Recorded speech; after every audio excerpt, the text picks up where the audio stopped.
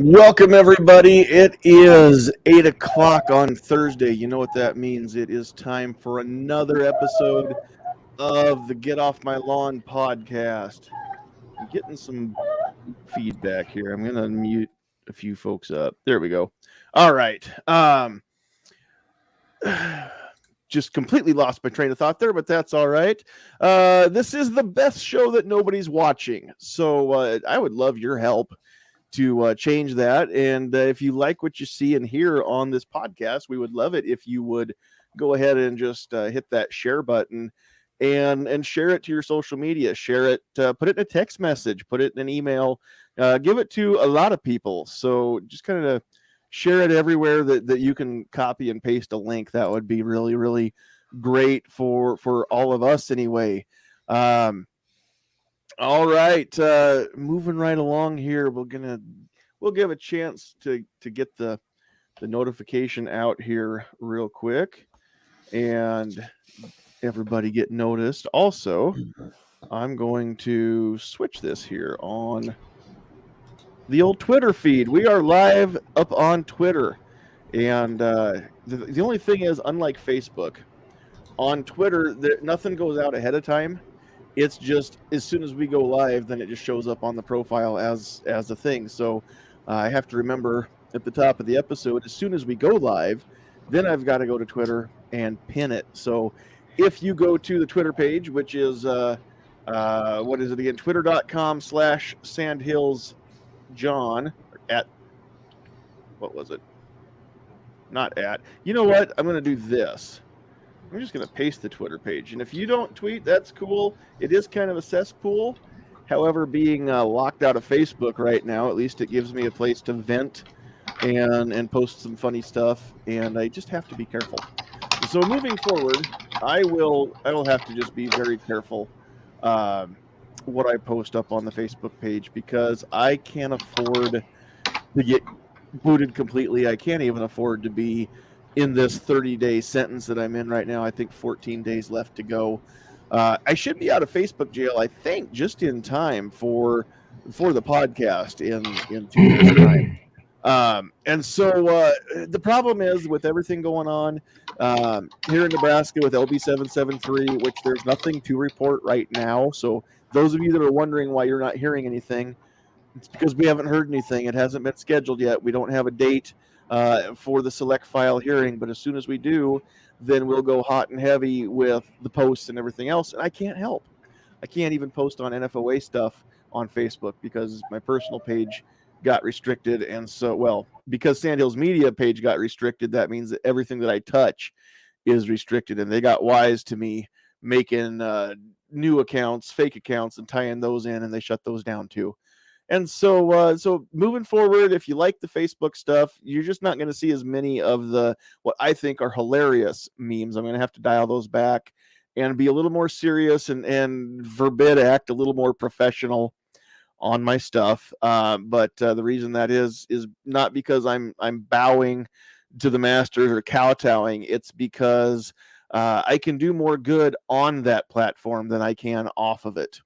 And so if that's the case, then I have to play by the rules to stay there, right? So anybody that wants to call me out for being weak or whatever, go ahead. But that's not actually what's happening. It's because I'm no good whatsoever if I can't get on Facebook.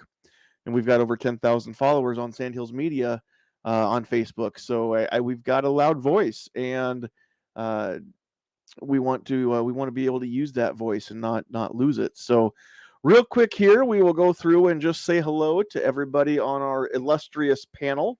I don't know if illustrious is the right word or not, but we do have kind of a rogues gallery tonight. So we'll start off first and foremost. We do have the semi-official co-host in the house tonight, Defense Dad. How's it going, sir?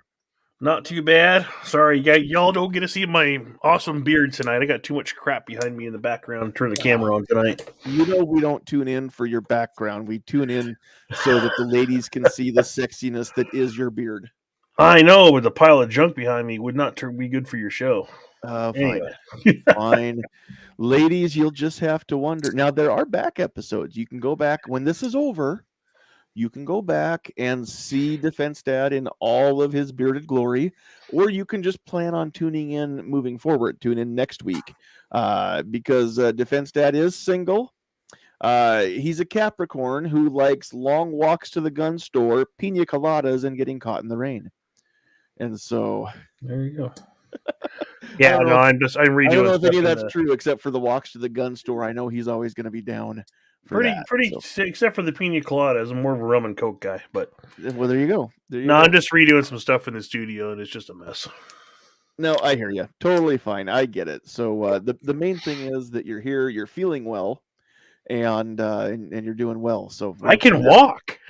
We're happy to have you with us. Yeah, I can finally walk. It's awesome. Perfect. And you're not sedated or shot up with drugs or anything for your knee. So that's true. Good stuff. All right. Moving right along on, if you're looking at the screen, it is to the right of Defense Dad. Also in the capital city of Lincoln, the other most eligible bachelor in Lincoln, everybody's favorite tactical teacher, Travis P11.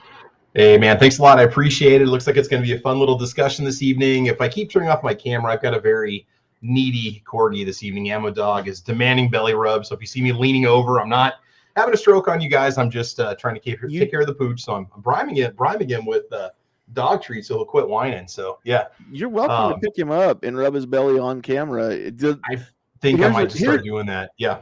I know that you're recently eligible as a bachelor, but here's a little tip that I remember from my single days. The ladies do love the puppies.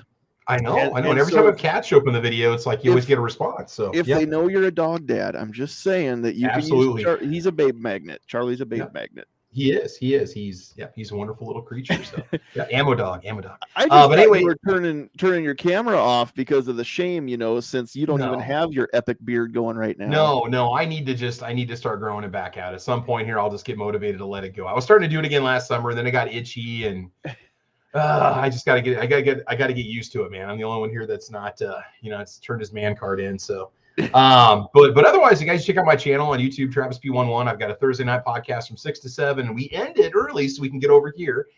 6 to 7 Central Time, the only time zone that matters. And all of us enjoy that time zone that are on this podcast tonight. And then also I do shows sometimes Saturday mornings at 8 a.m. Central Time, sometimes Sundays between 7:30 and 8:30. Caliber Corner Weekend Edition. So weekly shows about one particular firearm or series. Weekend Edition is whatever comes to mind. So yeah, it's a lot of fun. And I am posting your podcast over on Facebook all over the place right now. So people might see me posting it. You're going to get the word out there. So you got to watch tonight's appreciate it. That would be great. Absolutely. All right. Man. And if you're on Twitter, go ahead and please retweet the post. That would be great too.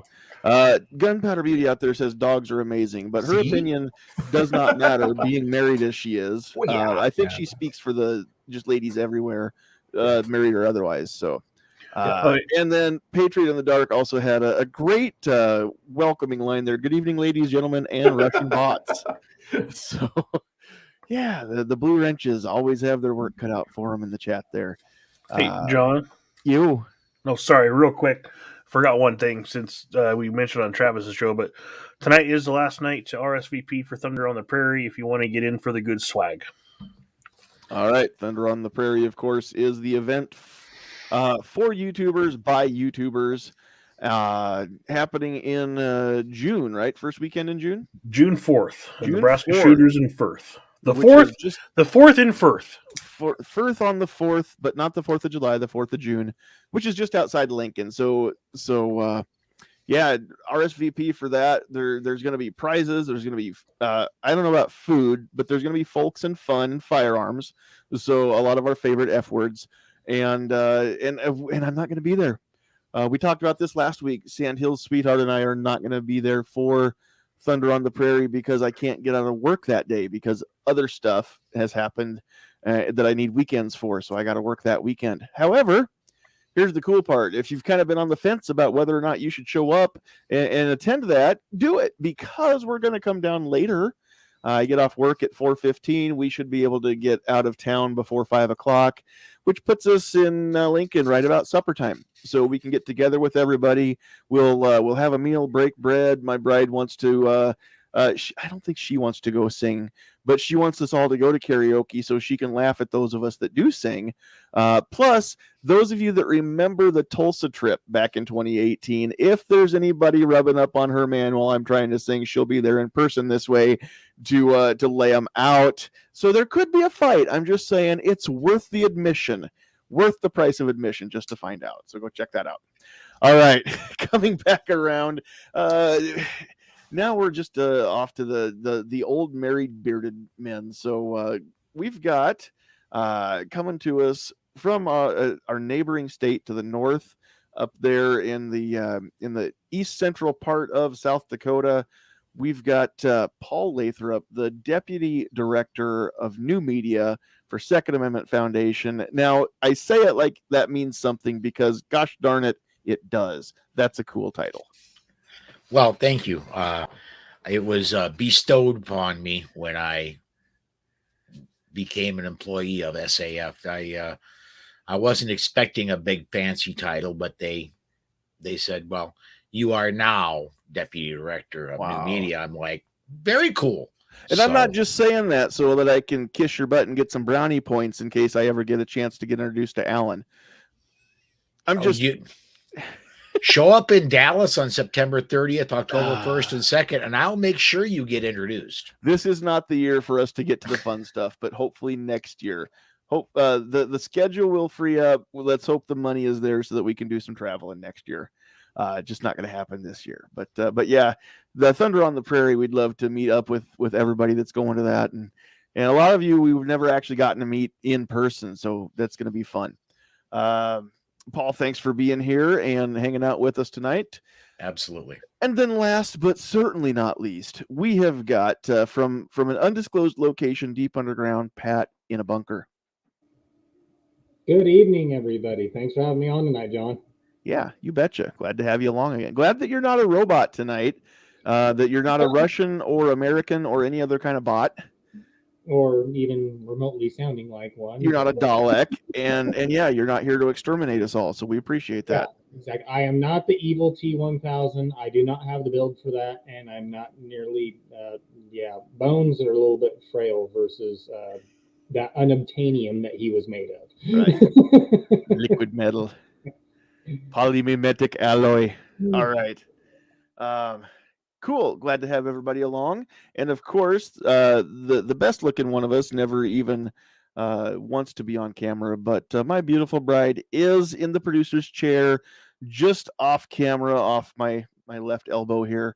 And then of course, this other beautiful blonde is also walking around in the studio / office / back bedroom here at the headquarters. And so if she gets restless, you may see my camera turn off and I may have to take her out or do something with her. But hopefully it'll be like last night and she'll get bored and tired and just lay it down on the floor and pass out. That's what she did before. All righty. So yeah, if you're out there watching us live, please drop those comments. We don't see the Twitter comments, although if there are any, my phone should let me know as people comment on the Twitter feed. But if you're in YouTube land, drop those comments out there. We want to know you're out there. We want to put you on the list so we can say hello later, and that's what she's doing. Of course, she's also going to greet you in the chat there, so that I don't have to try and type while I'm talking because I can't. And I don't have to try to talk while I'm typing because I also can't. So you guys know how this works. She does the typing, I do the talking. We both do what we're good at. Although she's better at talking than she gives herself credit for. All right. Before we jump in, a couple things that I want to mention, as always, besides leaving those comments, hit the share button, hit the like button if you would as well, if you haven't subscribed to this channel or any of the rest of the channels of the panelists here, including Second Amendment Foundation and the Polite Society podcast channels for Paul, Defense Dad, Travis P11, or did you get it to Pat in a bunker yet, or is it still Pat Hirsch? Uh-oh, are you muted? He's muted. Sorry. That's okay. I need to get that last part switched over. So right now it's still the Pat Hirsch channel. Yes. Okay. Yes. All right. But very soon it will be Pat in a bunker. Awesome. All right. And one other thing that we like to mention, we are very proud to be part of the Self-Defense Radio Network, of which Paul is also a part and a founding member of as well. But you can check out this podcast and a whole bunch of other great freedom and firearm and just liberty and self-defense, all kinds of good stuff related podcasts over there. There's a whole pile of them and growing all the time. So always check back and see who's been added. But you can get to the Self-Defense Radio Network at sdrn.us. That is Sierra Delta Romeo November .uniform Sierra, for those of you that didn't understand what I said. It's just Self-Defense Radio Network, sdrn.us. So go check that out. All right. And then one last thing before we get rolling here is the fact that we're able to multi-stream on multi-platforms, even though Facebook won't let us. We'll add that one back in as we can. But tonight's show is brought to you on YouTube and Twitter by Decoding Firearms. Look at that. Look at these guys holding it up. They're better than, they're not better than Vanna White. Trust me, if I could have Vanna White instead of you two, I would do it, but I still love you guys. Decoding Firearms, an easy-to-read guide on general gun safety and use. Decoding Firearms is a comprehensive guide to aid new shooters and veterans alike to get up to speed on the safe use of guns. With over 115 illustrations and 266 pages of content, this book is very comprehensive. If you're interested in learning more about decoding firearms, you can visit johnpetrolino.com/decoding-firearms. Decoding Firearms is available for sale on Amazon as a paperback or a full-color Kindle version. Be sure to pick up a few copies for your friends and family members that want to get into the shooting world. Get yours today. All right. And we really appreciate John Petrolino being a friend personally and a friend of the channel and a sponsor of the show. So you can go check out a lot of what he has to say, mostly on bearingarms.com. He does a lot of great writing over there, along with his full-time job on a boat as a merchant marine and everything else that he does. One thing he cannot lay claim to that I'm aware of is that he's ever captained a Federation starship like Paul. I need a green screen. I just need to get a green sheet and hang it up so I can do some fun stuff too and just keep people guessing. But alas, that's not going to happen anytime soon. So let's talk offline about the varieties of green screens and what has to happen for it to work right. Oh, so yeah. What did I saw a post earlier today about somebody's what was the deal? Oh, school pictures were on St. Patrick's Day, and they put everybody in front of a green background so that they could add whatever in. It was disastrous. Yes. Everybody was wearing green shirts. It was hilarious.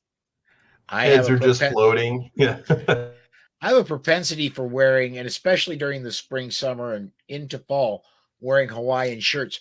Do you know how hard it is to get a Hawaiian shirt that doesn't have green in it? Wow. I've never tried before. Like traditional Hawaiian shirts are, they're always green, right? Yeah. Yeah, exactly. Palm leaves, man. Trees and stuff. Yeah, the struggle is real. You heard it here first, folks. All right. So if anybody is out there and has links to Hawaiian shirts that don't have green in them, go ahead and put those in the comments so that Paul can get them, because he needs non-green Hawaiian shirts. All right. So let's just kind of jump in here. We're going to have some fun. According to what people were saying last week, everybody kind of likes it when we just kind of do an open format and we don't necessarily stick to one topic the whole night. Although I do have a topic, but we can kind of just see where the night goes to, and that's always how we do it. It's rare that we end the night talking about the same topic that we started with. But I just kind of was thinking about this here a while back and thought this would be a great topic to just kind of get into a little bit.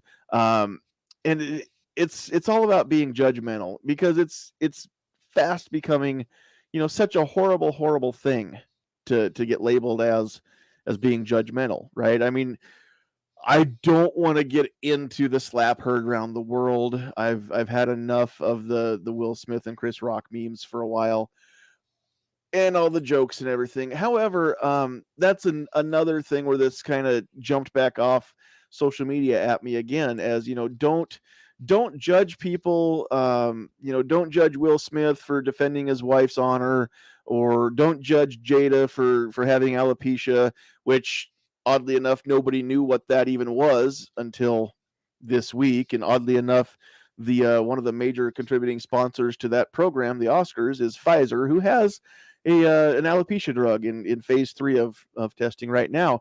It's really weird if you start doing the research and put on that tinfoil hat. Okay, enough about that. So just being judgmental, it's terrible, right? How dare you judge?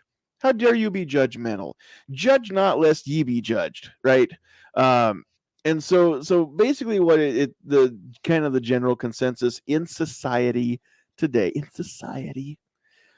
culture, the woke mob, the woke culture, the woke society, is you can't judge people because that's an evil, terrible, bigoted thing to do. You judgmental, mean person, you. I can't say what I was about to say.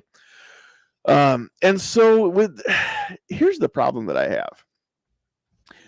I'm walking down the sidewalk. It's dark. There's not many street lights on a given block. And I look up down the street, and down on the corner where the street light doesn't work anymore, there is one, but it's burned out or shot out, what have you. There's a group of young fellas standing there, wearing the same clothes that most of today's youth wear, but they're dressed like they're thugs. Now, are they thugs? It doesn't matter to me. Here's what I'm going to do. I'm going to look down there. I'm going to judge the fact that they look like thugs, and I don't care to find out if they really are or not. Based on my judgment, I'm going to change my route, either reverse direction, cross the street, do whatever I need to not even go down to where they are, right? Part of situational awareness is being judgmental. You have to judge each situation. So I just kind of want to start the night off talking about different situations where being judgmental is actually not only not bad, but it could be it could save your life or the group that you're with, your family's lives. So when it comes to being judgmental, what are some of the other instances where it doesn't make you a bad person to be judgmental? Well, I'll kick this one off. No, sorry, Paul. Go ahead. Well, being as far as just being shooting from the hip, judgmental. I work with cows.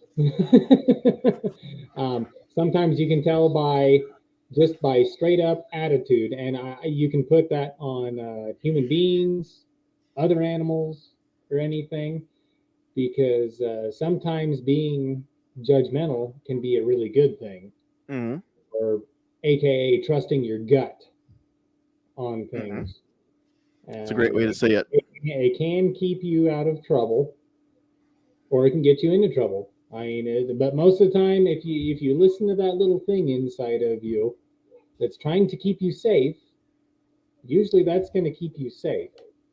Now, with that being said, as far as the human side of it goes, we are very tricky carbon-based life forms. Throwing that back to Paul over there, since he was on the old starship over there. And but yeah, we are very tricky and complex. So yeah, I mean, and just to kind of cam off of what you were saying right there, with the all the youth wearing the same thing, looking like they're thugs. Now, am I going to take that threat or situational awareness different, whether I'm in rural America, where everybody's just trying to copy everybody, where it's kind of the hip thing, versus, say, downtown Chicago, then yeah, there's a lot of layers to that. I mean, being judgmental, there's definitely a lot of layers to that, because I'm not going to treat the same threat in rural Nebraska or Kansas, Oklahoma, name a flyover state, Mhm. versus someplace big like New York, Chicago, San Francisco, California, or somewhere up in Minnesota. So, yeah, I mean, being judgmental is not a bad thing, but at the same time, it's a double-edged sword. So it just kind of depends on where you're at. Sure. Yeah, it comes. It's It's about situational awareness. It's like if you're walking down the street, you and your kid, or you and your spouse, or just you. It's the middle of July, and someone's got a big bulky coat on. I mean, or they look out of place. You want to be a little conscious of that. You don't want to be. So many people walk through your life. They walk everywhere. Their face is buried in their phone. They're not paying attention to what's going on around them. Right. And like I saw one of the scariest things I saw, and it's from England, but there was like a street security cam, and there was this husband and wife and daughter walking down the street, and some crazy lady just walked up and started stabbing them. Like, you got to How pay can attention. that be? You can't have a knife in England. She had a kitchen chef's knife.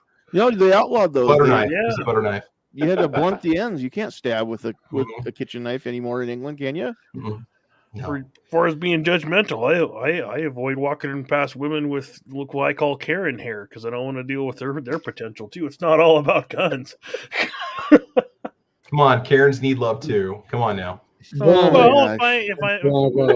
this Saturday, for example, is every second matters. If I decide to open carry, go to the grocery store, I'm probably not going to go in the line that's got the girl with Karen hair in it. I'm just going to avoid that part of it. And we would like all the hate mail to please be addressed to defensedad@gmail.com.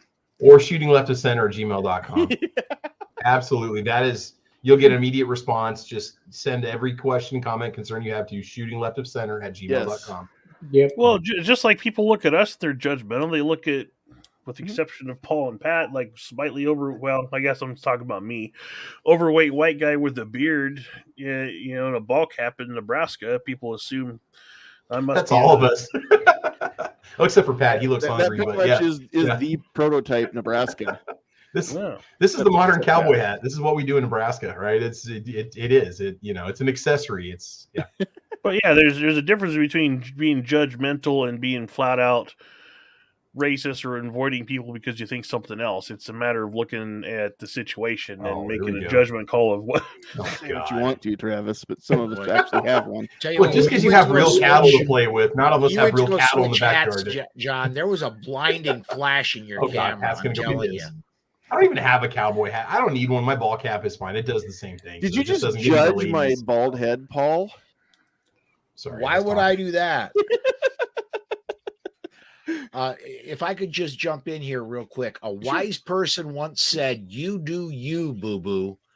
I'm all for you do you, let me be me. And when we're in public, yeah, I make snap judgments based on my safety, but I'm all for letting you do whatever the hell you want unless it interferes with me. Right.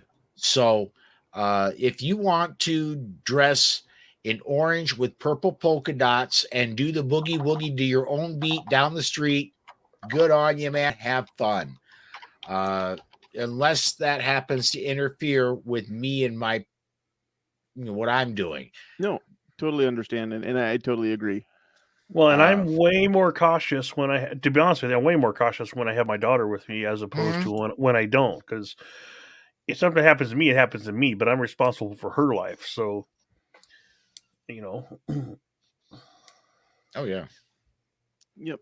No, I kind of feel the same way too when I'm alone versus just when it's me and Sandhill's sweetheart out together. We don't have any human children of our own. Although honestly, when I'd have this 4-legged one, out in public, I am actually less aware of my surroundings because she does command so much of my focus. She's still learning how leashes work and everything else, and still trying to learn her. She's a year old, but she's still learning her place in the pecking order of the household too. So no, that's a very, very, very good point. I like what Jamie Brown says out there. Judge people on how my dog likes them. That is not possible when you're a golden retriever owner, because my dog has never met anybody that she doesn't like. In fact, I've always joked, if anybody breaks into our house and the dog is home, then she's gonna offer to show them where all the jewels are, where all the cash is kept, and if they rub her belly, she'll give up the safe code. They won't even have to crack the safe. So all she needs is some belly rubs and maybe an ear scratch. Ear scratch, belly rub, and a treat or two. There you go. She likes these. Hey, just to chime in about the idea of judging people, and again, a lot of the judgments we make, again, it all depends on our upbringing, depending on how you were raised, what to get involved in, what not to get involved in. That also might be a big part of it. If you see two guys kind of get in each other's face, you might instinctively want to go break them up because that's what you did with your buddies, but that might be bad for you, the guy in the middle. So, a lot of it has to do with how you were raised. That really has a lot to do with how we judge and what your parents said around you when you were growing up, what kind of thoughts you have, prejudices, unfortunately, It's going to make a difference on whether or not one of those two guys that's about to get into a fight is your buddy, or if both of them are. Small town, I've seen this time and time again, in small town Nebraska, and I'm sure small town Nebraska is no different than small town any other 49 states, where everybody knows everybody. Not everybody gets along with everybody. And sometimes people get to drinking and they decide they are looking for a fight. And if the wrong two people show up at the same bar and they're both looking for a fight and got a few too many in them, then yeah, it's likely to go down. And we've all seen that happen, I think, a time or two. I don't know how it is in big cities because I haven't been out with people drinking very much in really big towns. But again, that's another situation where I'm probably more likely to judge people that I know on their threat level versus people that I don't know. If I'm in a bar in a big town or an unfamiliar location, I tend to be a little more polite than with people that I know and that know me, because I don't know how they're going to take my comments. I don't know if I'm going to have to try and de-escalate a situation that in my hometown bar would have never been a situation, So that makes a difference too. And I know that doesn't necessarily go so far as actually judging people, but it kind of does. But here's another thing that I want to throw into the mix of the conversation is, and the real reason that I want to bring this up overall is because it's not just about judging people or being judgmental. And DJ Play Nice has a few looks like semantical observations out there in the comments between the differences between the two. But the problem that I see is, DJ, you may or may not be spot on, but in society as a whole, and generalizing the 330 odd million people in this country now that we've counted. Anyway, the biggest problem here is that they don't think things through. And DJ, you're a smart guy. We know that. Those of us that have met you or been around you in different live streams and stuff, not everybody puts the thought into everything that DJ Play Nice does.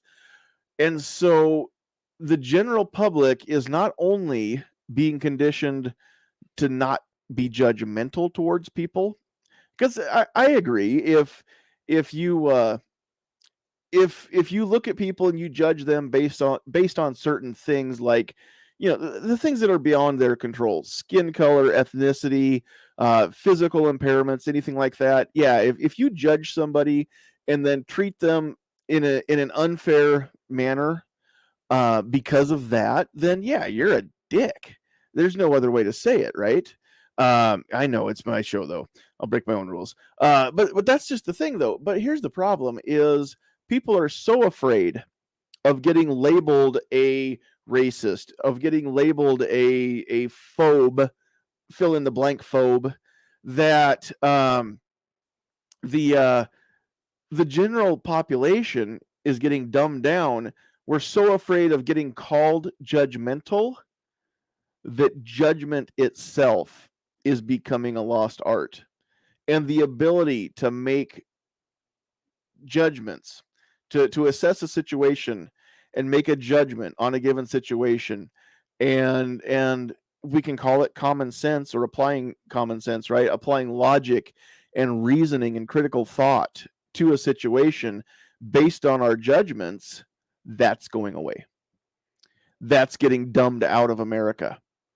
And partly because we're so afraid that we might be judgmental towards somebody. And we, again, generalization, not necessarily anybody on this panel, not necessarily you out there listening, but just society as a whole in America today is getting dumbed down a lot of different ways. And one of them is we keep getting told, don't be judgmental, don't be prejudiced, which is different than being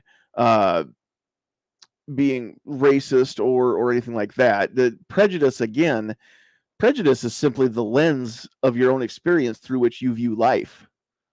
And that's all it is. I mean, if you, it's funny, we're not supposed to be prejudiced either.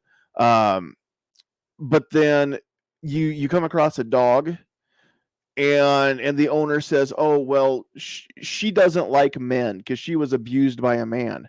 Okay, that dog is prejudiced against men. Is it a bad thing?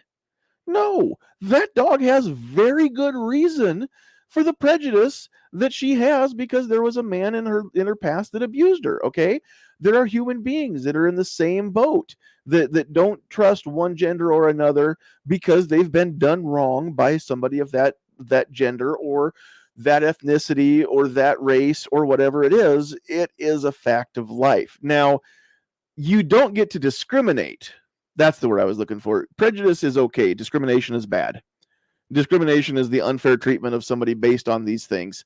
So you might be a woman who does not like men.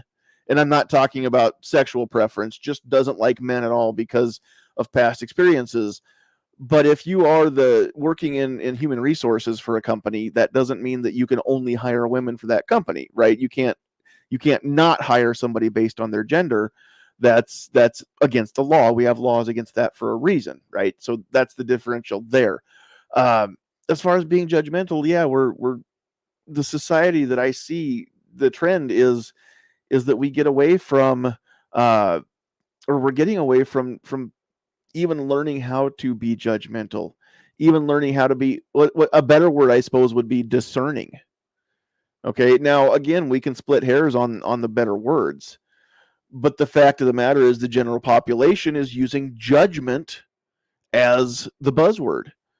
So we're going to use judgment in here as a catch-all for all of these different terms, but that's what's happening. And so do you guys see that? Should I put the tinfoil hat on next? I mean, is it just me? No, I think you got a lot of good points there on that one. I'm just chiming in for that. A lot of the same things running through my mind too on that. Nope. And out there in the comments, we've got a few good comments out there. Rich White, hey, what's up, Rich? It's not just happening in America. This is a Western civilization problem. This crap started in Europe and spread to here across the Atlantic. Clint is out there. I have not seen Mr. Taurus in quite a while. I love that name. Best name ever. Still best name ever for a screen name. General public is generally stupid. They've been taught by Marxists in government schools that don't even teach the basics and bombarded by straight propaganda 24/7. And I tell you what, it's getting worse. And I don't even have a kid in the school system. And I'm not even the resident expert on the school system on this panel tonight. But if I defer to the tactical teacher, I'm pretty sure that, again, generally speaking, Travis isn't going to refute that. Well, again, I'm not in these classes where this propaganda is being pushed or taught. We see remote instances of it here and there. My experience is that I don't see that personally, but a lot of people seem to, and we see examples of it. So I don't know. I see from, again, I'm on the outside looking in because I'm not involved in any school system. Mm-hmm. I see a twofold issue here. Number one, sometimes it is, it's not the curriculum, it's the teacher. Yeah. And it's the teacher, I think overstepping their bounds. Absolutely. And indoctrinating based on their own personal political beliefs instead of just teaching the kids. But we do see in more and more school districts that the curriculum itself is getting changed. And finally, as bad as this sounds, COVID may have been one of the best things to happen to the next generation or for the next generation, because with remote learning, way more parents paid attention than they ever did before. And that's not a bad thing. I'm sorry that so many people got sick and died, and I don't care if it was planned or not or whatever, but it sucks that COVID happened, no matter whose fault it was or if it was nobody's fault. It's good. The silver lining of that cloud is that people are paying attention to what their kids are being taught. Look how many legislations have come about in different states just since the COVID started up, because parents are now paying attention. Look how many people have decided to get off their butts and run for school board or run for city council or what have you, and actually be involved in their local governments because their eyes got opened. And if it wasn't locally that their eyes got opened, they decided it ain't going to happen here. So we're going to nip it in the bud before it ever starts. Well, go ahead. Well, so I saw recently, I can't remember what state it was, but there's this state that they're trying to introduce legislation where it's illegal for the schools to teach anything about sexuality or gender identity from K through third, and then a lot of the parents' organizations are protesting it and everything else. Like, we become so woke as a society that you're like, that has no business being taught. And that kind of stuff I don't think belongs in the schools. Yeah, that's Florida. Ron DeSantis. Forward. And I mean, I'm totally with you on that, Defense Dad. I mean, little kids, their brains are not developed. They do not have the capacity to understand what sexuality and everything is. Mm-hmm. So there's no use flooding their minds with all this crap at that young of age. It's school. Sure, and the opponents of the bill call it the Don't Say Gay law, which anybody that calls it the Don't Say Gay law hasn't read it, because the word gay is not in it. And it has nothing to do with gay or trans or bi or any of the rainbow things. It doesn't have anything to do with straight either. It just says that those kids don't need to hear about sexuality or sex at that age. And it's a state law in Florida that schools can't teach anything about sexuality prior to fourth grade, at least. Now, does that mean that the teacher that I saw interviewed that's so worried that he can't even tell his kindergarten students that he has a partner at home, when they see pictures up on the wall of his summer vacation, him and his partner? And he was worried, there's at least one of his students has two moms. And what does he tell the kids when they come up? Well, you don't teach them sexuality. Here's what you say. I'll make it easy. For all of you who aren't sure what to say, make it easy. Some families have a mom and a dad. Some families have a mom or a dad. Some families have moms. Some families have dads. You know what? That should be enough for a 5-year-old right there. Oh, okay. Some kids have two moms. Some kids have a mom and a dad. Okay, yep, go play. Here's your shovel. Go get in the sandbox. 5-year-olds aren't going to say, well, how do they have sex together? No, and if a 5-year-old knows about that, it's because somebody put it in their head already. 5-year-olds Yep. don't know about that. Let them be innocent for as long as they can, please. And that's another thing that's happening is the innocence is getting taken away from the young people earlier and earlier, especially with the internet and just the ease of access to all things sexual on the internet. It used to be that what the junior high kids heard about it from the high schoolers, right? And then it became, well, the middle schoolers heard about it from the junior high kids. Well, now the kindergartners can go online and learn about it on their own. And yeah, we don't. I don't think that it's the school's job to teach that kind of stuff in kindergarten through third grade either. I agree with the idea. I agree with the law. That doesn't mean that you can't say you have a partner any more than it mean. You can say you have a husband or a wife.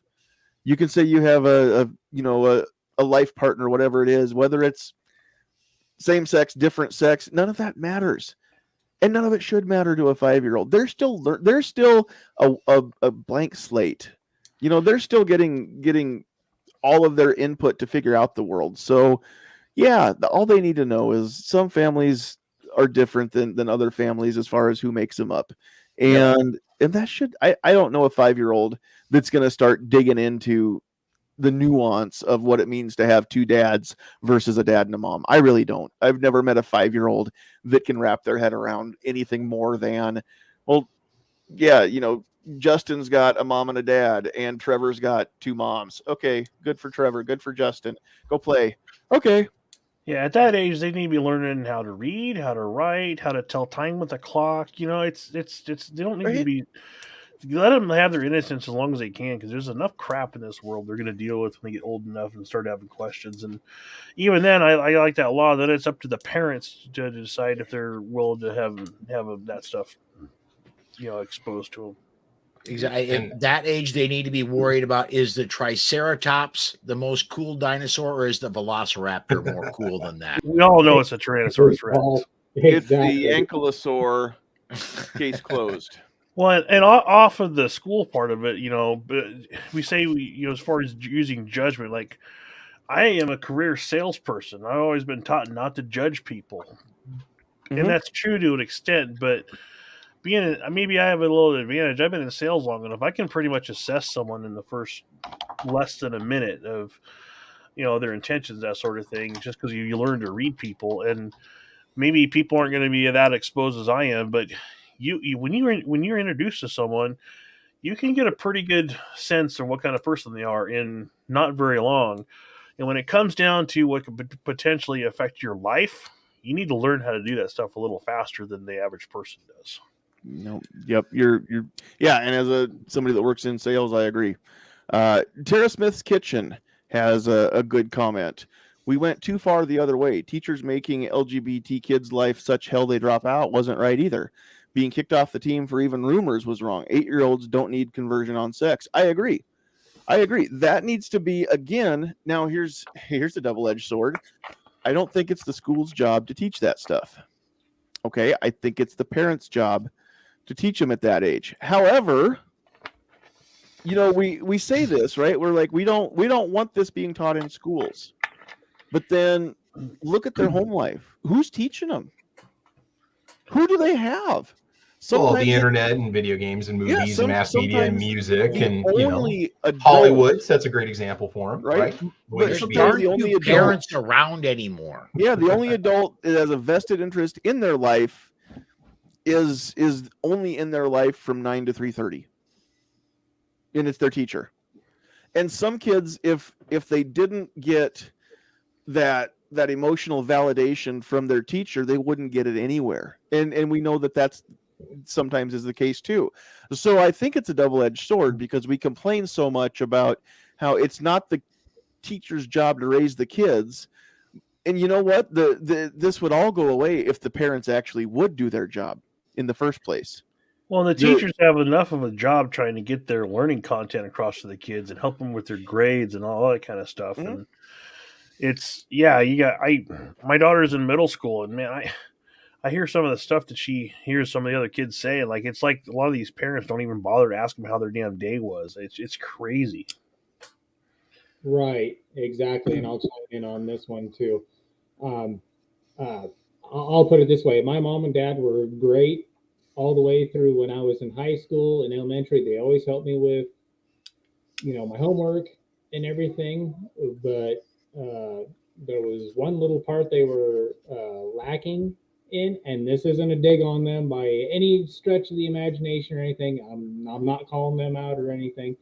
But when it came to looping back around to the sex talk and everything, they were pretty tight-lipped about it. Now, that being said, back in their day, that was kind of hush hush, tight-lipped kind of thing, but and they started teaching, the kind of the differences between the male and the female in home ec class and everything, which was very basic.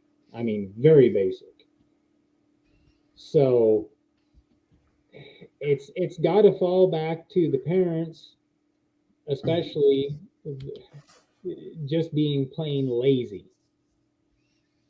Those parents, if they want to raise their kids right and have them grown up in a civilized society and with their heads screwed on straight, they've got to be a part of their lives. I mean, that's just plain and simple. They just can't just walk in the door and sit down on their freaking cell phones and this, Yeah, that.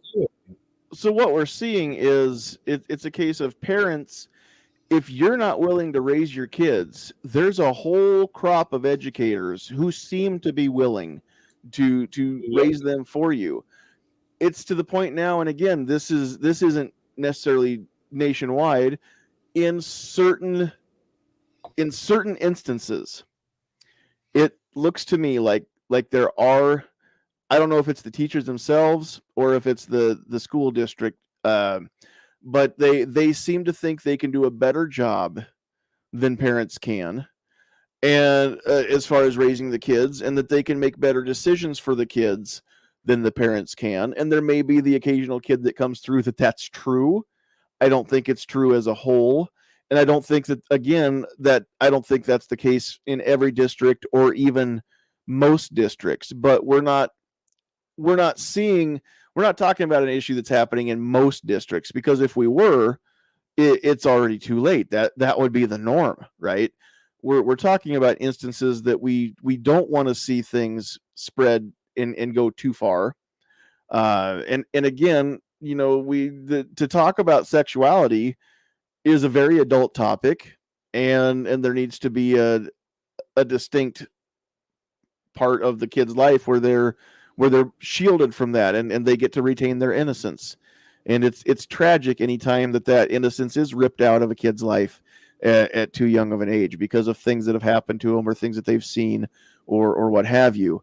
And I know some instances in my own circle of friends and loved ones where people that are young adults or even not all that young adults are still dealing with the repercussions of things that they saw happen or had happened to them as children. It's a lifelong journey to get past some of that stuff.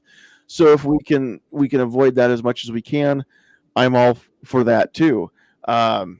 But again, I mean, I don't, this is just me talking personally now.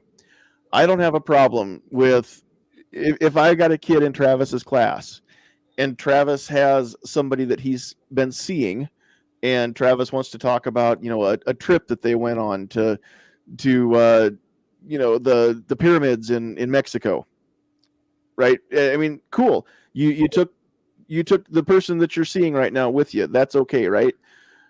I draw the line, though, at Travis deciding that he wants to volunteer the information. They had the same hotel room or they slept in the same bed or whatever. That's not the kid's business. And I know, Travis, you're not going to overshare that, right? You're not going to tell and I do want to say something. A lot of what you see that gets picked up on mass media and social media is the teacher overstepping their professional bounds. We're told when you read the teacher handbook, if you present a controversial issue, first of all, it should be a classroom that fosters that kind of environment that allows for fair discussion. Second, you're supposed to present both sides of the issue, not your personal bias. And third, you're supposed to keep your personal life out of the classroom. Now, I mean, if somebody would ask me, are you married or you're not married? You can Google search me and find that out. All right. Those things are public record, Sure. But I don't go out of my way to discuss those things or talk about it. Might say, oh yeah, my wife and I took a trip a couple of years ago to Mexico. And if the kids want more details, where'd you guys stay? Did you go sleep in the same? I'm not going to go there. I mean, I know better than that because I know what kids will do with it and what they can turn it into and what they can do with it. So, I mean, that's just the problem is a lot of teachers don't think before they speak. Or they get their own political idea. They want to throw that on everybody just because for whatever reason, they feel like the world needs to know that they voted for this candidate or that candidate. It really is the teacher, in my opinion, overstepping their professional bounds. So, I mean, when it gets to the point where you can't even talk about what you did last weekend, it's like, what'd you do last weekend? Oh, I played the Xbox. Great. I mean, that's going to get me written up. That's ridiculous, right? Sure. But I think it should be the nature of the content. And I know better than that. And maybe that's just my years of experience. You got a lot of young teachers that don't think, that post stuff on Facebook to get them in trouble. So, who knows? Well, part of what you say, what I think you just hit on the head. You're old enough, you have experience. Like, I'm not a teacher. I'm not even teaching, but I have kids, and I've been to enough parent teachers conferences over the years that I deal with younger teachers compared to older teachers, and the ones that are. We have had a couple teachers both with my stepson growing up, and now my daughter that were younger, and you can tell they're very liberal and they very much believe in the stuff, but they talk about stuff that they've been doing in the class, even to let us know what projects they're doing, and I feel has no bearing on what they're doing in science class. I'm like, you got to be kidding me! You're talking about that stuff. So I have had more of a problem with more younger, very eager, very less experienced teachers. I think as you grow older, you get a little more common sense about what you should do. Well, even when I was younger, if there was something I just thought, do I really want these kids talking about this? First of all, it's not even relevant to the content I teach. So why do they need to know about my personal life? It has nothing to do with what I teach, Right. So if it doesn't, I don't bring it up. If somebody wants to talk about something political or religious, if it doesn't deal with my content area, we're not going to discuss it because I'm not trained in that kind of discussion. And second, it's not the environment for it. Well, I'm not going to moderate that discussion in my class. Sorry. Not even just sexuality, Travis. If somebody came up to you in school and wanted to ask you about, I'm not going to discuss it with you guys. Yeah, it's that simple. Yeah, if somebody came up to you in school and asked about gun stuff, you're not going to have that conversation either. No, I won't. And for one thing, doing what I do on the side, this has nothing to do with my job during the day. And so therefore I won't take up the taxpayers' time talking about something that has nothing to do with the reason why I'm being paid to be in that classroom. So they go do whatever they want outside of school. I'll be happy to discuss something outside of school, but I'm not going to discuss it during school. I'm sorry. It's not relevant to what we're doing. It's not why we're here. Now, if more teachers would just stay focused in that kind of a mindset, you would have less issues. And it blows my mind what people say in the classroom or tell kids, whether it was about voting for this candidate or COVID or whatever. It's just like, I would never bring that out there just because of the repercussions it can have. And maybe these people don't care. Maybe they don't know how to think as teachers. Maybe they just don't understand what it means to be a professional. Doesn't mean I don't get emotional or political or in the teacher workroom we don't discuss heavy issues. But I mean, I just don't understand it. So, yeah. Well, and too, I mean, a lot of what I'm seeing is with no disrespect intended to you, Travis, the teachers that we see interviewed all the time on different news programs that have a problem with people having a problem with what they say in the classroom. Hopefully that makes sense. Yeah, it makes sense. Yeah. They're younger. They're younger than you. They're the next crop of teachers that came along after you. They're not your peers that are your age or older. As again, exception to every rule. But for the most part, we're seeing a younger class of teachers who, again, they got a whole different education than what you and I did, 30, 40 years ago being in the school system. And so that has a lot to do with it too. This has been, again, incremental over time. This is not something that's just all of a sudden, bam, it's this just instantly new, right? Because when you try to do something like that, we all rail against it. But over the years, what has become acceptable has been, it's been a sliding scale for a long time. And so it's just the next thing now that apparently some of the parents are finally fed up and they said, okay, this is maybe the straw that's going to break the camel's back here. We're not willing to let it go this far. We want to back this train up a little bit and back to where it used to be a little bit.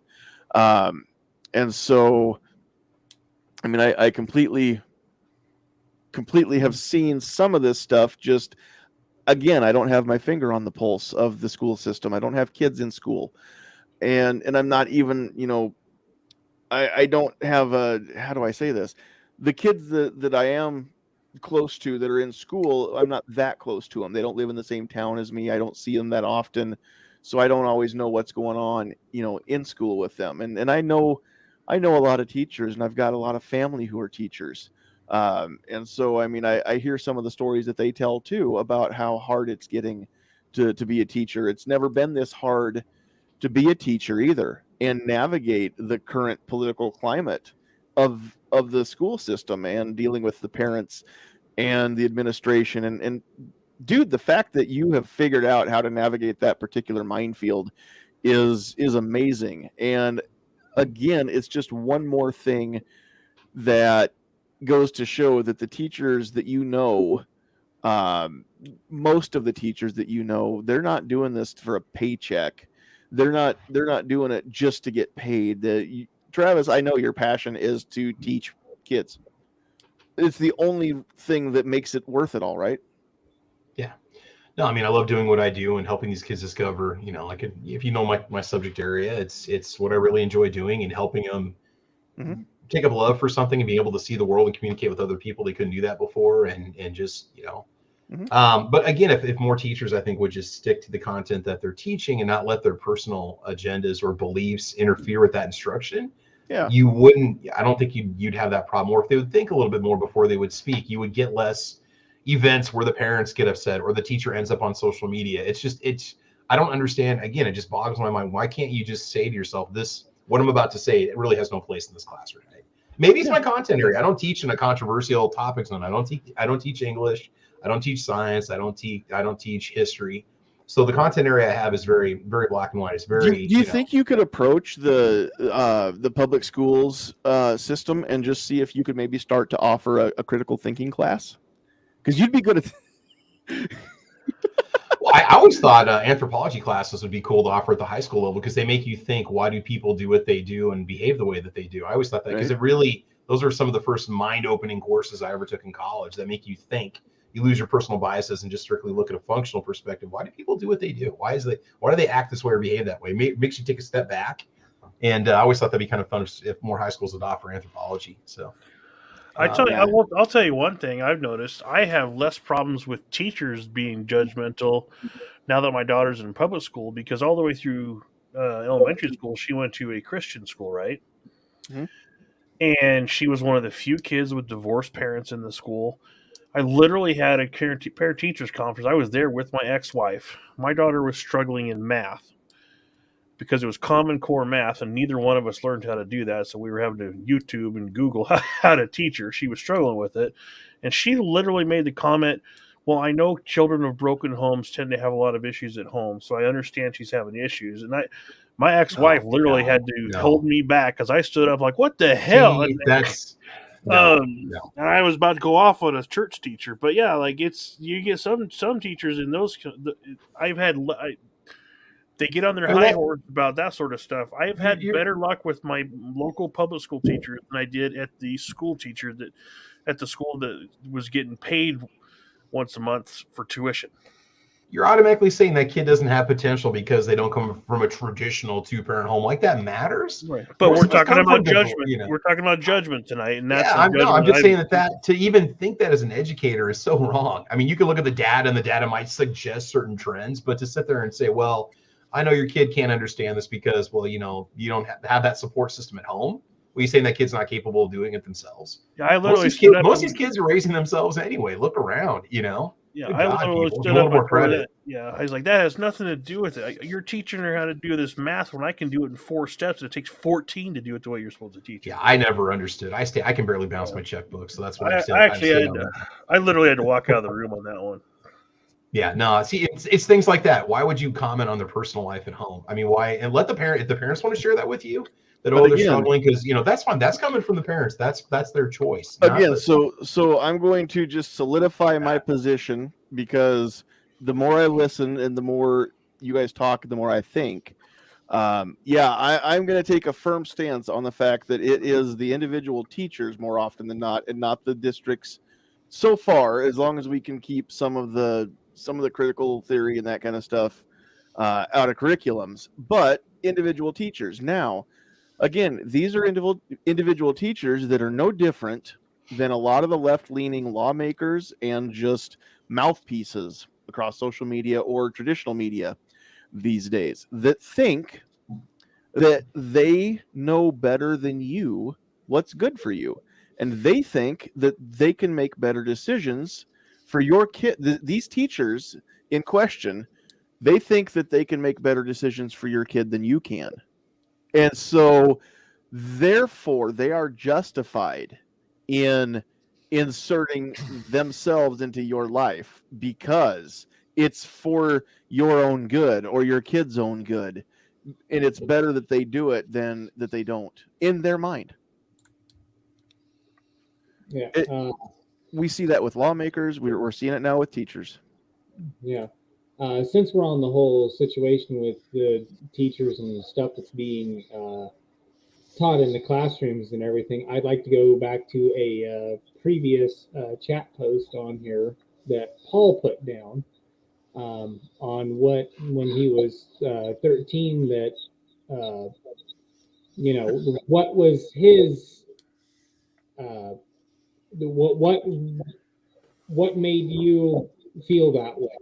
I mean, When I was 13 years, the previous, I was replying to DJ.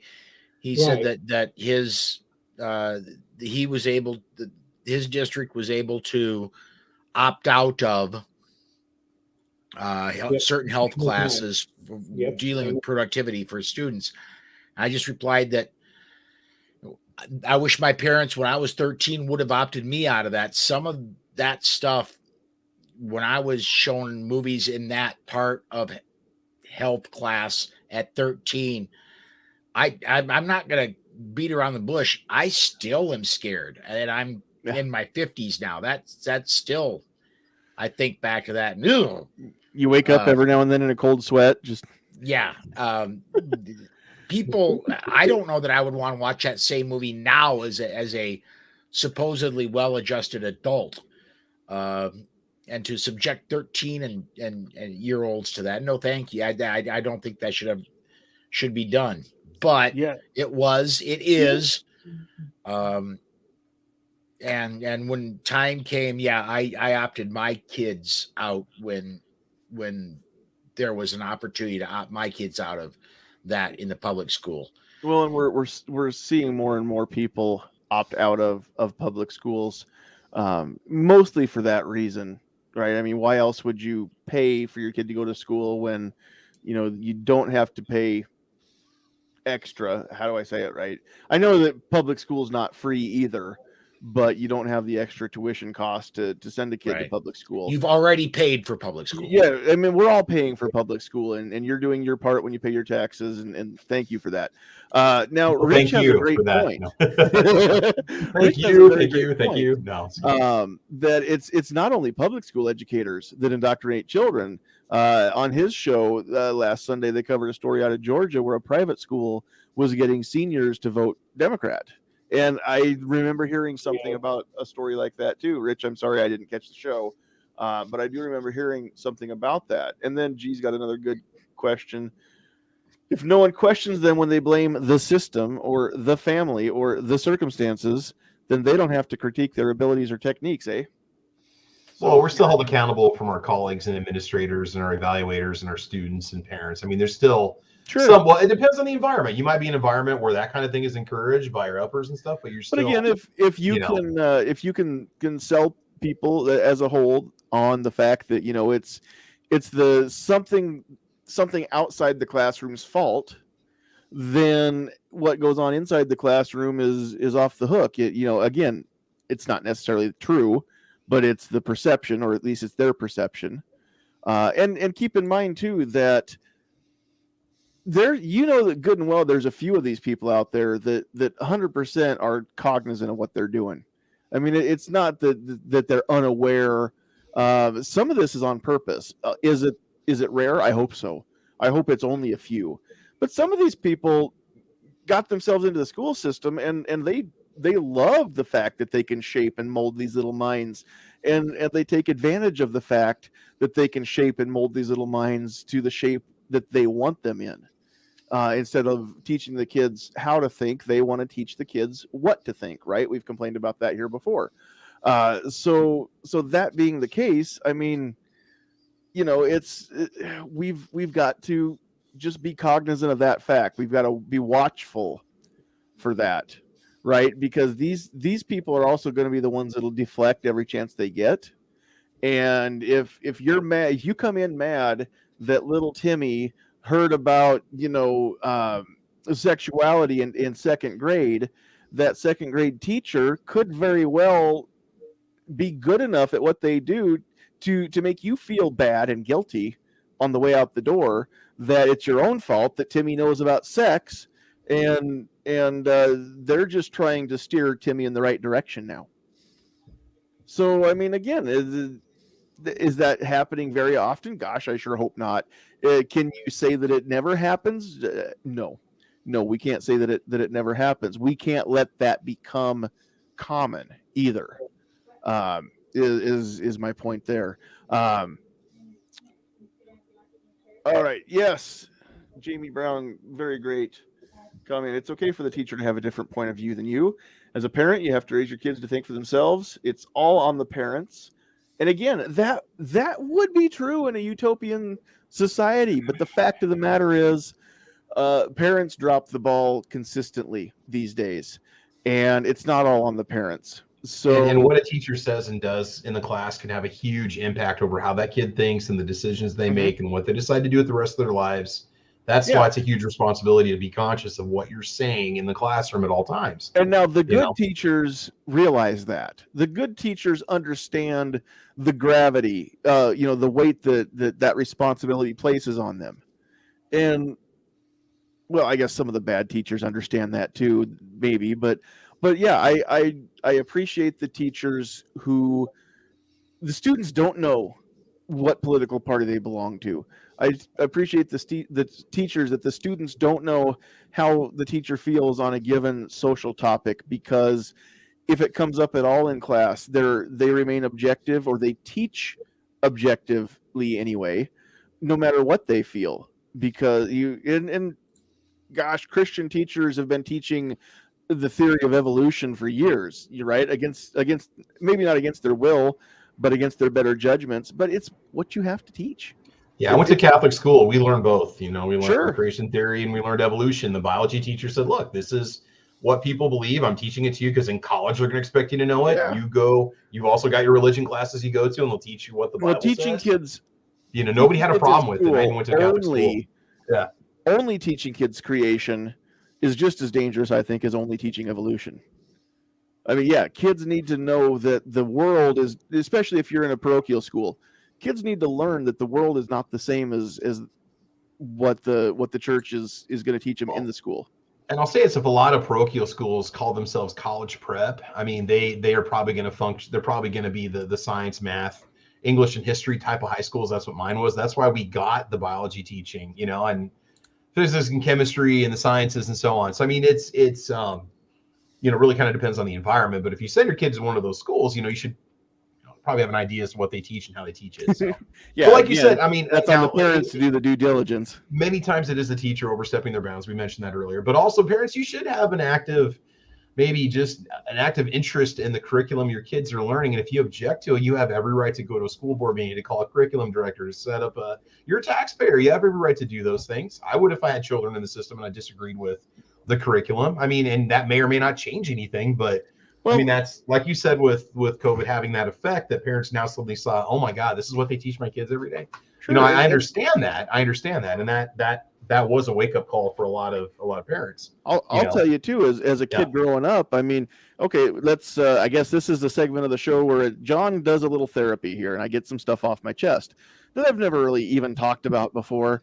And I'm not trying to throw either one of my parents under the bus here, but as a kid growing up, my parents thought they were doing the right thing. They would divide and conquer. When it came to school activities, mom would go, dad was ranching, he would stay home and work cattle or hay or farm, whatever he was doing at the time. Very rarely did dad actually take the time off to go to a school function as well. Unless it was in the evening, but speech meets, things like that. It was always mom that went. Now, as a kid growing up, I can tell you, I would have given almost anything for my dad to even know what events I did in speech, because he just didn't. He didn't not go because he didn't care. But I can tell you that my dad didn't care enough about speech that he cared what events I even did. But I know he was proud if I came home with a medal. And when it came to honors night, if I read my speech off or whatever, and he was there, I mean, I know he appreciated it. But at the same time, my dad was raised by people that survived the Great Depression, right? I mean, if you can work, if you can make money, then you make money, you put it away. It's work, work, work. And it's also part of the agricultural mindset is, you don't work 9 to 5. You don't work 5 days a week or even 6 days a week and expect to make a living, right, Pat? So Exactly. yeah, but I mean, I'm just saying that if you can get away, your kids will appreciate it more than they'll ever realize. Or if you can't get away, then just have them tell you all about it when they get home. Yep. Well, I can tell you from experience, though, sometimes you do rely on the teachers to tell you what's going on, because being the father of a preteen right now, like trying to get out of them what they did at school that day and what happened is like pulling teeth. Like, I picked my daughter from school and I'm like, "Hey, pumpkin, how was school today?" "I don't know. It's just normal." Like, "But what did you do?" "Well, we didn't get to play fourscore at lunch because the boys were all fouling everybody out." I'm like, "That's great, but I'm trying to figure out what's going on in your science class, your math class." Just check our Google Classroom page. It's all there for you, Dad. Yeah, You can put the app on your phone, log into her account, and you can see exactly what she's doing that day at that time. So right, done. and my point is, some parents don't Yeah. do that stuff, I know. and it's like work trying to figure out how the day was. So I can see sometimes where they don't do the effort, but man, it's important to figure out what the hell's going on in your kid's life. But yeah, the older they get, the less they want to talk about their day at school when you pick them up. All right, I just want to acknowledge the fact that life's been good in the chat, and we're gonna leave it at that. Yep. There's a little Joe Walsh happening out there in the chat right now. We see it, but we're gonna keep moving here. Look, man, I'm just an ordinary average guy. Okay, G-Webs, again, what do they say these days? He's spitting. He makes a great point. People that choose to live on farms and grow their own food or whatever should consider just moving to a city and buying food at the store like modern people. Pat, have you ever thought about just getting all your food from the grocery store instead of growing it? I mean, honestly, you complain about how hard the work is when you could just go to the store and buy it. And I think it's a little pathetic that you whine about this all the time. Well, of course, now he's accepted. Doesn't he grow his own food though? Doesn't he raise his own food? Yeah, of all people to say that, G-Webs is so self-sufficient. Pat's 100%. Pat's way more organic than we are. So let's just get that right now. Even G-Webs, it's hilarious that he would say that. With organic. There we go. For those of you that don't know, yes, that's 100% tongue-in-cheek on both of our parts, G-Webs and me both. Yeah. No. As far as the farming and everything goes, I know G-Webs enough that I can tell where there's satire and everything, but no, as far as when the farming thing and everything comes in, we raise our own beef and everything like that. We plant our own gardens and stuff. We do potatoes and garlic and onion, tomatoes, basil, and all that stuff. And it's harder. It is, but guess what? When I can go out to that garden and I can go pick anything out of there, or I can go to my deep freeze when we've had stuff slaughtered and everything, there's a sense of accomplishment.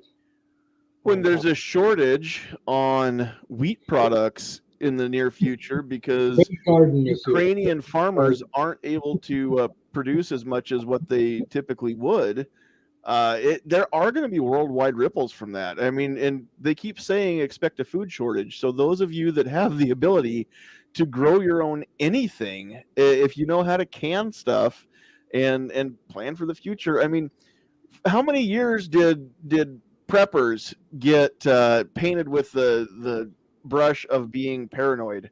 Right? I mean, why do you go through all that trouble? What are you really worried about? And this kind of stuff, COVID, the fact that grocery stores are shut down, the fact that Ukrainian farmers are busy dodging missiles and they can't get a wheat crop out, all that kind of stuff. You never know what's going to happen. The sword of Damocles is over all of our heads at all times. We never know just how fragile our existence really is.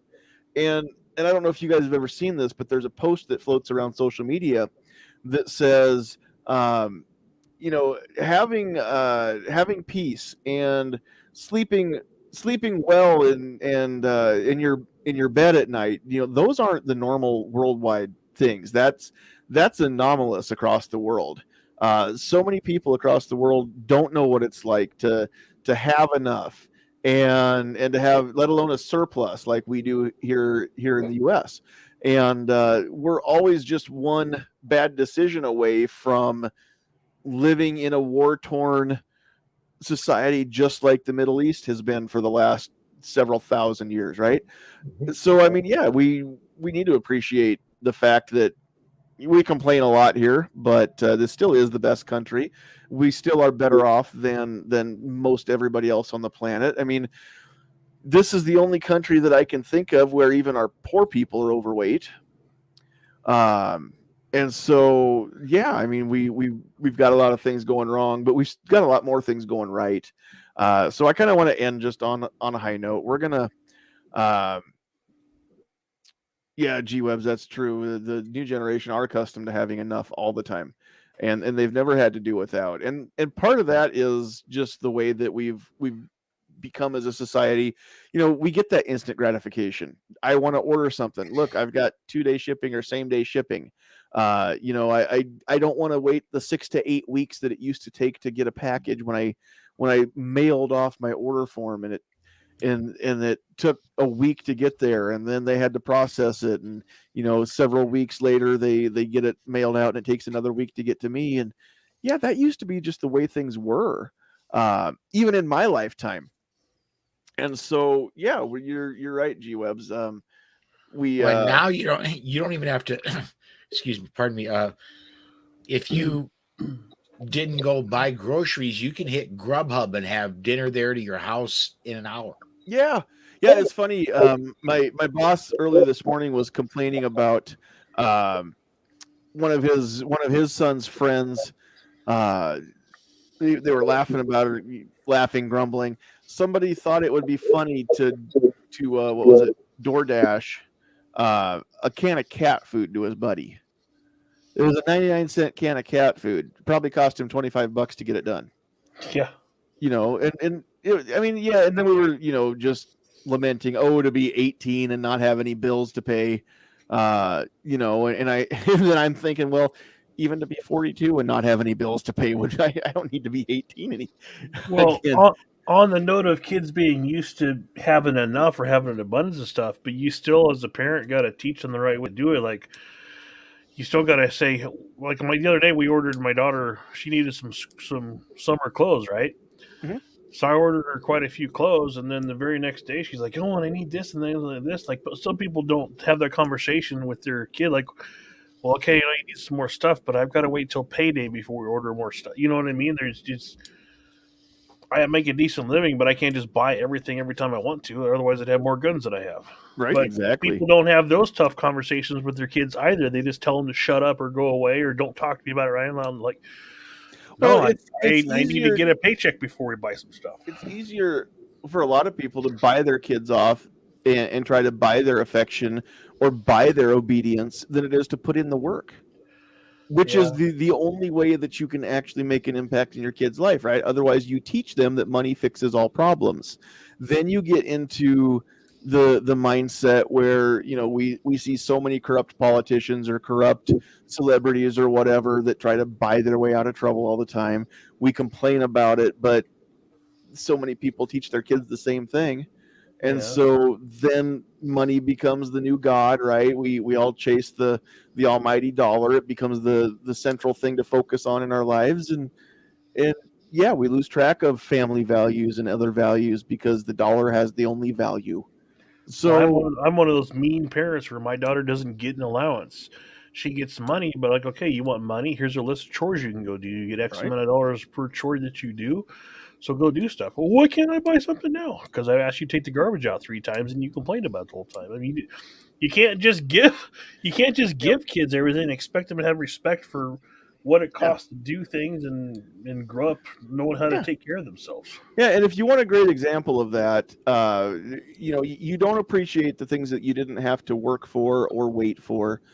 Look at lottery winners, and show me a lottery jackpot winner who still has half of their money 5 years later. Just show me one. Has there ever been one that wasn't broke before they died? There just aren't that many out there. So if anybody knows of a lottery winner and a big jackpot winner who still had money when they died, unless they got killed on the way to cash it in or something, it doesn't happen because it's easy come, easy go. They didn't appreciate the money because they didn't have to work to get it. And look what happens. Sorry. No, I'm still of the generation where I don't go to a store and buy anything unless I go check the clearance rack first, and that's just embarrassing for kids these days. We see that with celebrities, sports stars, or especially child actors who get rich at a very young age, or sports stars. I'm not saying they didn't earn it. I'm okay with if somebody wants to pay you $500 million to put a ball in a hoop. Hey, you know what? Capitalism, baby. If you can get paid for it, do it, right? But again, though, a lot of those fellas don't have anything to fall back on. They blow out a knee. They don't have any money because they spend it as fast as they can make it. Yep. And they don't have anything to show for it later in life. And then you see people making Nugenics commercials or the Copperfit commercials because they still need some income. So yeah, I mean, that stuff. When's the last time you saw Michael Jordan make a TV commercial? He was a smart investor. He doesn't need the money now because he still makes money on what he does. Yep. And I'm not saying that Brett Favre and Jerry Rice weren't smart investors, but how do I know they're still making commercials? They must need paid. John, you got to put up G-Web's latest comment. That pretty much sums it up right there. So that's defense dad right there. Don't worry, man. I hit the clearance racks too. It's amazing the number of khakis you find on clearance when you look around. There you go. Hell, even when I go to the gun store, I look at the used rack first. I do too. I hit the used case first. That's how I save money. It explains my shadow too. Yeah. That's right. All right. So I think we can go ahead and stick a fork in it. Call it a night here. So does anybody have anything that you wanted to say before we wrap it up for the night? I still have faith in public schools. Again, people, what you're seeing are the extreme cases. Just like with all of us gun owners out there abiding the rules, it's always the extreme whack jobs that make the news, and it's not always like that, guys. So again, but do take an active role in your kids' curriculum. Look at what they're studying and what they're doing. You have every right to be critical because you're paying for it. So, but anyway, that's all I'm gonna say. But the majority of the teachers that I know out there, they're just doing what they normally do, teaching the content. And how do you know? How do you know which kind of teacher your kid has in their school or in their classrooms? You go get to know the teachers. Go to parent-teacher conferences. Go meet them. Go talk to them. Read the syllabus they send home. Look at what they post online. Look at the kind of material they're posting. Know them. Take 20 minutes and just look stuff over. Most of the stuff is online. You can see it from your phone. So get off Facebook for 10 minutes. Show your kid that you care enough about their future that you care about who's teaching them. Yeah, so, all right, that's my soapbox. So, all right. I know that Paul's got to get going, and I think we've kept Paul up way past his bedtime. School night. It's a school night for Travis. So we're going to go ahead and wrap things up real quick. Before I do that, again, I just want to mention tonight's show is brought to you by Decoding Firearms, an easy-to-read guide on general gun safety and use. And again, with my Vanna White fellas there. Decoding Firearms is a comprehensive guide to aid new shooters and veterans alike to get up to speed on the safe use of guns. With over 115 illustrations and 266 pages of content, this book is very comprehensive. If you're interested in learning more about decoding firearms, you can visit johnpetrolino.com/decoding-firearms. Decoding Firearms is available for sale on Amazon as a paperback or a full color Kindle version. Be sure to pick up a few copies for your friends and family members that want to get into the shooting world. I'm actually working on something for anybody that takes an intro to firearms or a women's basic pistol class with my new business, and trying to work some stuff out with John about getting some bulk pack of books so that I can give one away and just build that into the class with all my new shooters that I get to teach as well. So yeah, good stuff. If I didn't believe in it, I wouldn't be talking about it here on my show either. All right, we're gonna just go through and give everybody a chance to wrap things up. Paul, we'll start with you since I've kept you longer than I planned on. So any closing thoughts and where can people find the things that you do? Well, I would encourage everybody, if you like John Petrolino and you like John Petrolino stuff, come to watch the Polite Society podcast 1 week from Monday when John will be our guest. And we're going to be spending a half an hour with him talking not only about his book, but we're going to be talking about a lot of the stuff he writes for Bearing Arms. He's turning into quite the investigative reporter. He is. And doing a lot of great stuff. And real quick, Paul, who's your guest on this coming Monday? This coming Monday is going to be Trish. Help me. I'm sorry. Harold. Thank you.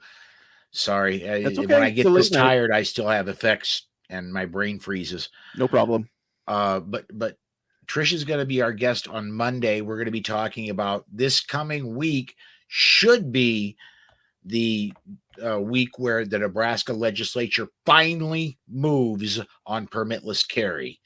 And we're going to be talking about what needs to happen and what the people of Nebraska can do to help move it along. Right. It'll be step 2 of 3. So the first round was 8 hours of debate. The second round is 4 hours of debate. And then the final round would be 2 hours of debate. Filibuster is an option for all of these. So we still need everybody's help. But yeah, tune in Monday night on Polite Society podcast to get the word straight from Trish, who can tell stuff way better than I can. And real quick, Susan was just on setting up, and she was talking with Trish, who also, both Susan and Trish are DC project ladies. And Trish is going to be coming up to Sioux Falls at the end of April, beginning of May. And she's going to be making both Susan and I guess me as well certified USCCA instructors. That's a great class. She taught me, and that's how I got certified. So that's Susan. Yeah, absolutely 100%. Me, dude, I had my brain scrambled 50 weeks ago. So coming up on a year. You're in good hands. Yeah. I'll take the class. I don't know that I'll ever instruct anybody. I don't know if I trust myself that far yet, but I'll certainly take the class, see what I can learn, and I'll write about it. So. The best part about USCCA structure is you pay one time for the course to get certified. Mm-hmm. And then, unlike other organizations that certify, you don't pay every year or every couple years to recertify. All they care about is that you're doing the work. So what's cool is if you get to sit in and help Susan any of the classes that she teaches, you get credit as well for the students. You have to teach 20 students a year. Okay. It could be all in one class. It can be one student, 20 classes, 20 students a year, and you stay certified. Very cool. So it's super easy. USCCA cares more about training and instruction than anything else. And their business model shows it. I think we're going to take care of all of that the end of July when we're going out to the Detroit to help Rick Ector on his weekend when he trains literally thousands of women over a weekend. Yep. And both Susan and I will be certified before that. So yeah, we're really looking forward to that. Over the past 2 weeks, my travel schedule has exploded for the year. It's cool. Cool. All right. So yeah, stay abreast of Paul's how do I want to say this? Paul's many adventures throughout the year on Polite Society Podcast and Second Amendment Foundation all across social media. Yes, absolutely. And you can also catch Polite Society Podcast on Self Defense Radio Network. You betcha. So, thanks for having me on, John. Thanks for joining us. Have a great night, Paul. You bet. All right. We will let Paul sign off here. Pat, we'll move over to you. Any closing thoughts, and where can people find more of what you do? Just wanted to thank Paul for being on tonight. Very good conversation tonight. I'm going to bring the old wagon wheel full circle, since I live here in Nebraska, on the judgment part. The judgments, as far, and I'll take it one step further, the judges in Nebraska or in the Supreme Court or everything have sloughed off a lot of things that they could have ruled on or ruled out, and they just keep deferring things to different places, whether to a lower court, higher court, or whatever, and people not ruling or judging on things. So I'll put that in people's brains too, because if the judging system doesn't work, then where are we going to go? Nope, So, exactly. But yeah, you can find me on YouTube. I'm at Pat Hirsch, Pat in the Bunker. Haven't posted for a little while, but been pretty busy with the farm work and everything. So, but yeah, go check everybody out on the panel out. Every good group of guys, good conversation tonight. Thanks for having me on, John. Thanks for joining us, Pat. Glad you didn't sound like a Dalek tonight. And also, for the record, I never called you a Cylon, unlike some people. Well, what the frack? All right, Travis, we'll move over to you. Closing thoughts, and where can people find what you do? Yeah, again, I think it was a great discussion tonight. We kind of covered a whole gamut of ideas and just the way that we live the way that we do. And it was a great discussion. I appreciate being here. You guys can follow me over, type in Travis P11 on Google. You'll find me over on Facebook, Twitter, Instagram, YouTube, guntube.org, Gunstream, we're all over the place. And I got Caliber Corner Saturday mornings at 8 a.m. and then also Thursday nights at 6 o'clock. Those are both Central Time, greatest time zone in the world. Nobody can argue that. But otherwise, I think that matters. It really is. It's the central. It's the middle. Everything. It's the only time zone that matters to the five of us in this panel tonight. Exactly. The Earth is the center of the universe. Everything rotates around us, and it's flat. Yes. I mean, we all know this, right? No, I'm just kidding. Don't put me on Fox News for that. Anyway, So anyway, that's it. I appreciate being here, and thanks a lot, man. Good stuff. All right. Thanks for being here. All right, Defense Dad, as per usual, you get to back clean up. Oh, I think we had a good conversation tonight. If you want to check out my stuff, it's Defense Dad on YouTube. Other than that, I think I ran my mouth enough tonight, so that's about it. All righty. And I think it's time for the list. We'll get that read off here real quick, and then we will get out of here. So again, we weren't able to see any comments over on Twitter, although looking at this, it looks like nobody commented on Twitter, which means that nobody's over there. I think one person liked it. No comments on that side.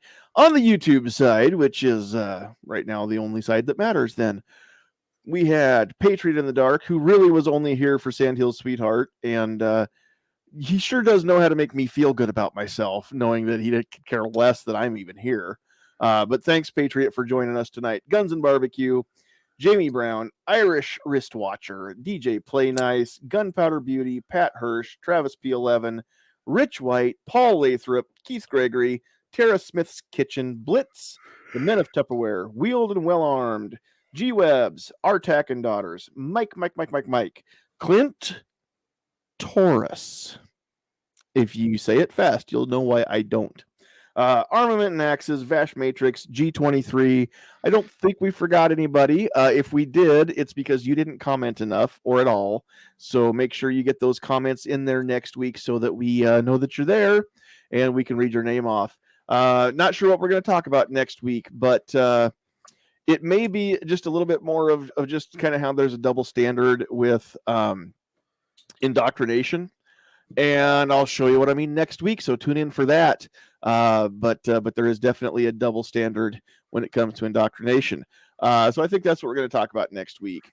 Yeah, stay tuned for more info coming on LB 773, Nebraska's constitutional carry. As we get that information, Nebraska Firearms Owners Association will disseminate that across all of our channels, and I won't get to for 2 more weeks. By the time I come out of Facebook jail, the legislative session will be over, and so I'll be able to comment about it worked or it didn't. But I've still got some things to say. I just need to get a few videos put together and put them here on YouTube, and I can give them to Sandhill Sweetheart, and she can put them up on the Facebook stuff. I just can't do it myself. So stay tuned for all that. Thanks everybody for joining us. On behalf of Paul and Pat and Travis and Defense Dad, and of course the beautiful Sandhill Sweetheart and myself, we appreciate you joining us tonight, hanging out, making the chat what it was. It's just a bunch of people talking to each other if you're not out there interacting in the live chat. So thanks for that. If you're catching this on the replay, consider catching it live Thursdays at 8 Central Time, 8 p.m. Central Time, and joining us live and getting those comments out there in mostly real time, just a little delay, so that we can actually interact with you and talk to you, and you can have a say in the conversation instead of just screaming at us and we can't hear you anymore because it's on replay. So check us out live. Check us out next week, Thursday night, 8 o'clock Central Time, and we will kind of go from there. Thanks, everybody. God bless you. We love you. We can't do it without you. It's time to go, though. You know what you got to do.